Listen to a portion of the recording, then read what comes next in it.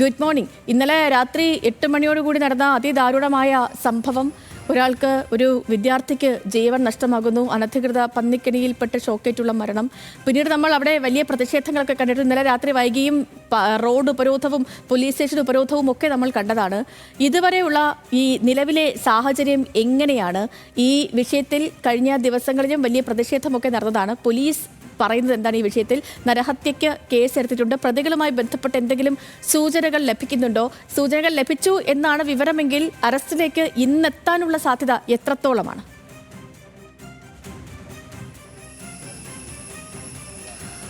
സേതുലക്ഷ്മി, വഴിക്കടവിൽ നിന്നും ഏകദേശം 3 കിലോമീറ്റർ അകത്തേക്ക് മാറിയാണ് ഈ പ്രദേശമുള്ളത്. ഈ അപകടം നടന്ന പ്രദേശമുള്ളത്. നമ്മളിപ്പോൾ ഉള്ളത് ഈ അപകടം നടന്ന ആ സ്ഥലത്ത് തന്നെയാണ്. വെള്ളക്കെട്ട എന്ന് പറയുന്ന പ്രദേശത്ത് അട്ടി എന്ന് പറയുന്ന പ്രാദേശികമായിട്ടുള്ളൊരു പ്രദേശം, അവിടെയാണ് നമ്മളിപ്പോൾ ഉള്ളത്. നമുക്ക് ഈ ദൃശ്യങ്ങളിൽ നിന്ന് കാണാം, ഇവിടെ ഈ തോടിന് കുറുകെ സിക്സാഗ് പോലെയാണ് ഈ ഒരു വൈദ്യുതി കടന്നു പോകുന്നതിനായിട്ടൊരു കമ്പി ഇങ്ങനെ കെട്ടിയിട്ടുള്ളത്. ഇത് നേരിട്ട് വൈദ്യുത പോസ്റ്റിൽ നിന്നും വൈദ്യുത ലൈനിൽ നിന്നും എടുത്തിട്ടുള്ളതാണ് എന്നാണ് മനസ്സിലാക്കാൻ സാധിക്കുന്നത്. എന്നാൽ ഇതിന്റെ ഉത്ഭവം എവിടെയാണ്, അതായത് ഈ വൈദ്യുതി പോസ്റ്റിൽ നിന്നും വൈദ്യുതി എടുത്തിരിക്കുന്നത് എവിടെ നിന്നാണെന്ന് പോലും ഇതുവരെ മനസ്സിലാക്കാൻ സാധിച്ചിട്ടില്ല എന്നാണ് അധികൃതർ പറയുന്നത്. കാരണം അങ്ങ് ദൂരെ നിന്ന് തന്നെ ഈ നിലയിൽ വൈദ്യുതി കടന്നു വരുന്നുണ്ട് എന്ന് തന്നെയാണ് മനസ്സിലാക്കാൻ സാധിക്കുന്നത്. നമ്മൾക്ക് ഈ ദൃശ്യങ്ങളിൽ ഇപ്പോൾ കാണാം, ഈ വിദ്യാർത്ഥികൾ ഇന്നലെ വൈകിട്ട് കളിച്ചതിന് ശേഷം മീൻ പിടിക്കുന്നതിനായി നമ്മളിപ്പോൾ ഈ കാണുന്ന ഈ തോടിന്റെ താഴ്ഭാഗത്ത് നിന്നും 3 വിദ്യാർത്ഥികൾ, മരിച്ച അനന്തു അടക്കമുള്ള 3 വിദ്യാർത്ഥികൾ താഴ്ഭാഗത്ത് നിന്നും മുകളിലേക്ക് വരുന്നു.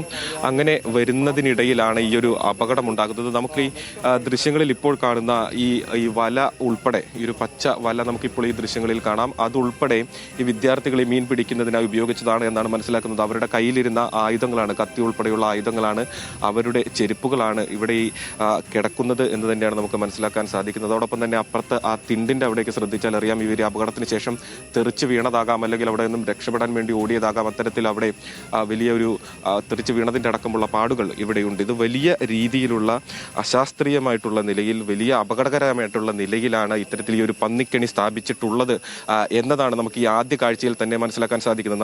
നമ്മളിപ്പോൾ നിൽക്കുന്ന പ്രദേശം വനമേഖലയാണ്. ഇതിന് തൊട്ടപ്പുറത്ത് ഇപ്പോൾ ഈ പോലീസ് കെട്ടിയതിന്റെ തൊട്ടപ്പുറത്ത് നമ്മളിപ്പോൾ ഈ ദൃശ്യങ്ങളിൽ കാണുന്ന ആ മേഖല, അത് സ്വകാര്യ ഭൂമിയാണ്. അവിടെ കൃഷിയുണ്ട്. ഇത്തരത്തിൽ നമുക്ക് ഈ ദൃശ്യങ്ങളിൽ കാണുന്ന പോലെ കവുങ്ങടക്കമുള്ള കൃഷി ഉള്ള പ്രദേശമാണ്. അതിൻ്റെ തൊട്ട് സമീപത്തൂടെ ഒഴുകുന്ന ഈ തോട്ടിലാണ് ഇത്തരത്തിൽ വലിയ അപകടകരമായിട്ടുള്ള രീതിയിൽ ഈ പന്നിക്കെണി സ്ഥാപിച്ചിട്ടുള്ളത്. നമുക്കറിയാം, ഈ വനമേഖലയിൽ അല്ലെങ്കിൽ വനാതിർത്തിയോട് ചേർന്നിട്ടുള്ള കൃഷിയിടങ്ങളിലെല്ലാം തന്നെ ഈ വന്യമൃഗങ്ങളെ പ്രതിരോധിക്കുന്നതിനാവശ്യമായി പലതരത്തിലുള്ള കെണികൾ സ്ഥാപിക്കാറുണ്ട്. എന്നാൽ ഇത്തരത്തിൽ വലിയ അളവിൽ വൈദ്യുതി കടന്നു പോകുന്ന തരത്തിലുള്ള പന്നിക്കെണികൾ സ്ഥാപിക്കുന്നത് അത് ഇത്തരത്തിൽ കേട്ടുകേഴ്വിയില്ലാത്ത ഒരു കാര്യമാണ്. നമ്മൾ ഈ ദൃശ്യങ്ങളിൽ ഈ കമ്പി എത്രത്തോളം വ്യക്തമാകുമെന്നറിയില്ല, പക്ഷെ എന്നാലും നമ്മൾക്കത് പരമാവധി കാണിക്കാൻ ശ്രമിക്കാം. അത് ക്രോസ് ചെയ്ത് ഒരു കരയിൽ നിന്നും മറുകരയിലേക്ക് ക്രോസ് ചെയ്ത് അത് അവിടെ ഒരു കമ്പിയിൽ, ഒരു കുറ്റിയിൽ കെട്ടുന്നു. അവിടെ നിന്നും സിക്സാഗ് പോലെ തൊട്ട് ഇപ്പുറത്തെ വശത്തേക്ക് വീണ്ടും കടന്നു പോകുന്നു. അങ്ങനെ ഒരു സിക്സാഗ് ലെവലിൽ ക്രോസ് ചെയ്ത് ഈ ഒരു തോട് മൊത്തം കവർ ചെയ്യുന്ന രീതിയിലാണ് ഈ കെണി ഒരുക്കിയിട്ടുള്ളത്. നിലവിൽ ഈ വെള്ളം ഇതിൽ തൊട്ടിട്ടില്ല, കാരണം വെള്ളത്തിന്റെ അളവ് കുറഞ്ഞിട്ടുണ്ട്. എന്നാൽ ഇന്നലെ കുറച്ചല്പം വെള്ളമുണ്ടായിരുന്നു. അപ്പോൾ ഈ കമ്പി വെള്ളത്തിൽ മുങ്ങിയായിരുന്നിരുന്നത്. വിദ്യാർത്ഥികൾ നടന്നു വന്നപ്പോൾ തന്നെ ആദ്യം കാലിൽ ഷോക്ക് ഏൽക്കുകയായിരുന്നു എന്നാണ് മനസ്സിലാക്കാൻ സാധിക്കുന്നത്. അതോടൊപ്പം തന്നെ ഇത് വളരെയധികം വെള്ളം ഒഴുകി വരുന്ന ഒരു തോടാണ്. അപ്പോൾ ഇത്തരത്തിൽ ഈ ഒരു പന്നിക്കെണി ഇവിടെ സ്ഥാപിച്ചിട്ടുണ്ടെങ്കിൽ അത് പെട്ടെന്ന് വെള്ളത്തിലേക്ക് ഷോക്ക് ഏൽക്കുകയും ഇത് താഴേക്ക് ഒഴുകിയെത്തുന്ന പ്രദേശങ്ങളെല്ലാം തന്നെ വലിയ അപകടം ഉണ്ടാകുന്ന ഒരു സാഹചര്യമാണുള്ളത്. നമുക്കിവിടെ പ്രദേശവാസികളായിട്ടുള്ള ആളുകളുണ്ട്. ചേട്ടാ, ഇതിപ്പോ എന്താണ് സംഭവിച്ചതെന്നാണ് മനസ്സിലാക്കാൻ സാധിക്കുന്നത്? ഇത്തരത്തിലൊരു പന്നിക്കെണി സ്ഥാപിക്കുക എന്നൊക്കെ പറയുന്നത് വളരെ അശാസ്ത്രീയമാണ്, വലിയ അപകടകരമായിട്ടുള്ള രീതിയാണ്. അപ്പോൾ ഇത്തരത്തിലൊന്ന് ഇതിനു മുമ്പ് ഇവിടെ ആർക്കും ശ്രദ്ധയിൽപ്പെട്ടിട്ടില്ലായിരുന്നോ? അല്ല, ഇത് സ്വാഭാവികമായിട്ട് കൃഷിക്കാർ ഇവിടെ സ്ഥിരതാമസമില്ലാതെയായി മാറിയിട്ടുണ്ട്. ഇപ്പോൾ വിജനമായ പ്രദേശങ്ങളായി കൃഷിഭൂമികളൊക്കെ മാറിക്കൊണ്ടിരിക്കുക. വലിയ തോതിൽ ഈ വെള്ളക്കെട്ട പ്രദേശമൊക്കെ ഏറ്റവും കൂടുതൽ നെല്ലുൽപ്പാദിച്ചിരുന്ന ഒരു പ്രദേശം കൂടിയാണ്. വഴിക്കടവ് പഞ്ചായത്തിലും മലപ്പുറം ജില്ലയിൽ തന്നെ ഏറ്റവും കൂടുതൽ നെല്ലുൽപാദനത്തിൻ്റെ ഒരു മേഖലയായിരുന്നു ഈ പ്രദേശമൊക്കെ. പക്ഷേ ഒരു കാലത്ത് ഒരു തരത്തിലും അത്തരത്തിലുള്ള കൃഷി മുന്നോട്ട് കൊണ്ടുപോകാൻ കഴിയാത്ത സാഹചര്യത്തിലാണ്. വലിയ വന്യമൃഗ ശല്യമുള്ള പ്രദേശമാണ്. തീർച്ചയായിട്ടും ഇത് നമ്മുടെ പശ്ചിമഘട്ട മലനിരകളോട് മലയാണ്, വനമേഖലയാണ്. അതെ, പശ്ചിമഘട്ട മലനിരകളാണ്. ഇവിടെയാണ് ഞങ്ങളൊക്കെ നേരത്തെ ശ്രീ പി വി അൻവറൊക്കെ ഉയർത്തി കൊണ്ടുവന്ന ഒരു പ്രശ്നമുണ്ട്. ഈ വന്യമൃഗ ശല്യത്തിന് ശാശ്വതമായ പരിഹാരം കണ്ടെത്താതെ ഇത്തരത്തിലുള്ള പ്രശ്നങ്ങൾ തുടർന്നും പിന്നീടും ആവർത്തിക്കാനാണ് സാധ്യത. ഇതിപ്പോ ഇന്നലെ ഈ സംഭവിച്ചത് എന്താണെന്നതിൽ ഒരു വ്യക്തത വന്നിട്ടുണ്ട്. ആളുകൾക്ക് എന്താണെന്ന് മനസ്സിലായിട്ടുണ്ടോ? അതിനെ ഇവിടെ അത്തരത്തിൽ നേരിട്ട് കണ്ട ആളുകളുണ്ടോ? അല്ല, അതിൽ ശ്യാം എന്ന് പറയുന്ന ഇവിടുത്തെ ഞങ്ങളെ തൃണമൂൽ കോൺഗ്രസിന്റെ ഒരു പ്രവർത്തകനാണ് ശ്യാം. ആ ശ്യാമിന്റെ വീട് തൊട്ടടുത്താണ്. ശ്യാം ഉൾപ്പെടെ വന്നിട്ടാണ് ഈ നിലവിളി കേട്ടിട്ട് ശ്യാം ഉൾപ്പെടെ വന്നിട്ടാണ് ഇവരെ രക്ഷപ്പെടുത്താൻ വേണ്ടിയുള്ള ശ്രമം നടത്തിയിട്ടുള്ളത്. അത്തരത്തിലാണ് ആളുകൾ പറയുന്നത്. തൊട്ട് മുകളിൽ വനപ്രദേശമാണ്. അപ്പോൾ വലിയ രീതിയിൽ വന്യമൃഗ ആക്രമണം ഈ പ്രദേശത്ത് ഇത് ആദ്യത്തെ സംഭവമാണല്ലേ? ഇതിനു മുൻപ് ഇങ്ങനെ ഒന്നും ഉണ്ടായിട്ടില്ലല്ലോ അവിടെ?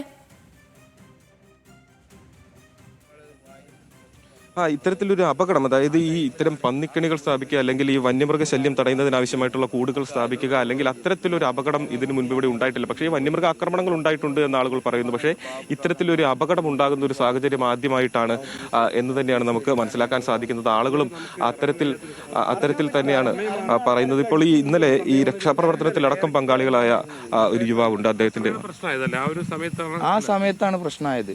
അതായത് ഇപ്പൊ 5 പേരാണ് ഒരുമിച്ച് വീണിച്ചാൽ 5 പേരും ഇവിടെ പിറ്റേ ദിവസം വരെ ഇവിടെ കിടക്കും. അവരെന്നെ മരിക്കും, എല്ലാരും മരിക്കും. ആദ്യം എന്റെ വീട്ടിൽ വന്നിട്ട് അവൻ പറഞ്ഞാണ്, എന്റെ കൂട്ടുകാരനാണ് മനീഷ് പറഞ്ഞത്, ഈ ഏറ്റവും വലിയ ആള്. അതിൽ ഇപ്പൊ എത്ര പേര് നമ്മൾ കേട്ടില്ല, അതുകൊണ്ട് എത്ര പേരുണ്ടായിരുന്നു? 5 പേരിൽ 3 പേർക്കാണ് ഷോക്ക് അടിച്ചത്. അതിൽ 2 പേര്, ഒരാള് ഇവിടെയും ഒരാള് നേരെ ഓപ്പോസിറ്റ് സൈഡിലും ആയിരുന്നു. അത് ഇവര് മീൻ പിടിച്ച് താഴേന്ന് മുകളിലേക്ക് കയറി വരുന്നു. അപ്പൊ ഇവിടെ ഈ ഒരു കരിമ്പിന്റെ കൂട്ടൊക്കെ കണ്ടുകൊണ്ട് ഇതിലെ വന്ന് ഇവിടെ ഇറങ്ങിയിട്ട് ഇവിടെ കോരിയിരുന്നു, ഇവിടെ പിടിക്കുന്നു മീന്. ഇവിടെ ഇറങ്ങിയ പാട് ആ പൊന്തേന്റെ സൈഡിൽ നിന്ന് കറണ്ട് അടിച്ച് വീഴാണ് 3 പേര്.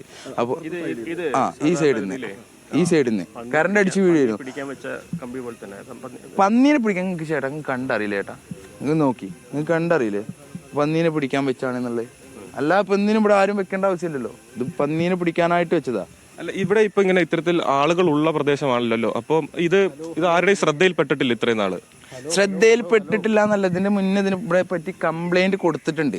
ഇത് ഇത്തരത്തിൽ കൂട് സ്ഥാപിക്കുന്നതിനെ പറ്റി കംപ്ലൈന്റ് കൊടുത്തു. എന്റെ വീട്ടിൽ നിന്ന് ഞാൻ കൊടുത്തിട്ടുണ്ട്.